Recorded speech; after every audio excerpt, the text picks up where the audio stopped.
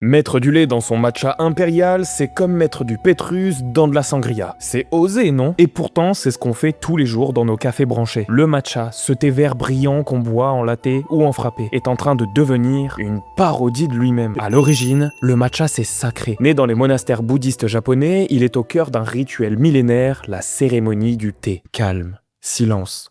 Respect du geste. On est loin des smoothies fluo à emporter. Mais aujourd'hui, c'est devenu l'un des produits les plus hype de TikTok. Présenté comme healthy, antioxydant, naturel et surtout instagrammable. Résultat, la demande explose. Sauf que la production ne suit pas du tout. Il faut 5 ans pour qu'un théier donne un bon matcha. La poudre est faite à la main, broyée lentement sur une meule de pierre, et pourtant les commandes affluent par milliers dans le monde entier. Au Japon, les producteurs croulent sous la pression. Alors pour tenir les délais, on produit vite. Et souvent mal. Et là, attention, le mot matcha n'est pas protégé. Ce que vous buvez dans votre latte à 7 €, ce n'est peut-être qu'une poudre verte amère, coupée, oxydée. Rien à voir avec un vrai matcha cérémonial. Ce n'est pas juste une question de goût, c'est une dérive de la consommation. Porté par les réseaux, on consomme sans comprendre. On vide les réserves pour suivre une tendance. On oublie l'origine, le sens, la lenteur. Et tout ça souvent, juste pour une photo stylée et un stickers bien-être. Alors si vous aimez vraiment le Japon, prenez le temps de le découvrir autrement. Avec Sencha, notre slow média, on explore le Japon avec respect, curiosité et sans poudre aux yeux. Abonnez-vous et buvons moins, mais mieux.